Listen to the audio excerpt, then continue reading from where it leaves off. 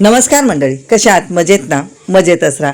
आज आपण fruit custard बनवतोय. बनवायला सोपं आणि खायला त्याहूनही सोपं, खूप टेस्टी आणि छान लागतं.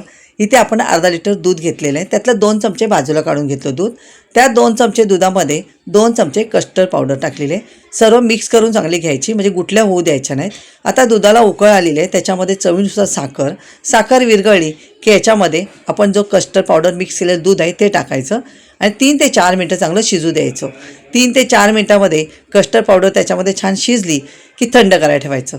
आता इथे आपण फ्रूट्स घेतलेले आहेत, फळं जी घरी आपल्या अवेलेबल असतील ती घेतलेली आहेत. इथे सर्व त्याच्यामध्ये बारीक कट करून मिक्स करून घ्यायची. मिक्स केल्यानंतर फ्रीजमध्ये ठेवून द्यायचं. आता इथे एकदम परफेक्ट आपलं दूध तयार झालेलं आहे. आता आपण दूध फ्रीजमध्ये ठेवल्यानंतर काढून बघूया. खूप थंडगार झालेलं आहे. आता हे सर्व करूया. इथे थंडगार फ्रूट कस्टर्ड तयार झालेलं आहे. नक्कीच असे करून बघा. व्हिडिओ आवडला तर लाईक कमेंट नक्कीच करा. थँक्यू.